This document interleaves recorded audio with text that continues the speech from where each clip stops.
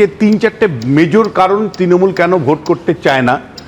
একটা কারণ তো পছন্দতন্ত্রটা কি, যে কলেজ বিশ্ববিদ্যালয়গুলোতে আমার ছাত্র নেতা বসাবো, মানে যারা গভর্নিং বডিতে যাচ্ছেন তৃণমূলের নেতারা, তারা তাদের পছন্দ মতন ছাত্র নেতাকে সামনে রেখে কার্যত ওই দখলদারিটা করছেন। এই দখলদারি অর্থনৈতিকভাবে দখলদারি করছেন, রাজনৈতিকভাবে আধিপত্য কায়েম করেছেন। ফলে ওই পছন্দতন্ত্রটা নষ্ট হয়ে যেতে পারে, নির্বাচন হলে অন্য নতুন নেতা উঠে আসতে পারে।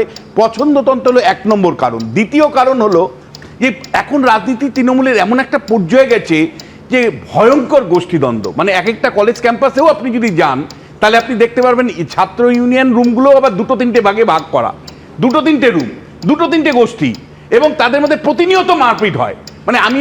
আমি আর নাম বলছি না, একটার পর একটা ক্যাম্পাস আছে যেখানে তৃণমূলের ছাত্র নেতারা নিজেদের মধ্যে মারপিট করে, তার ভুক্তভোগী আমরা হই, শিক্ষকরা হই।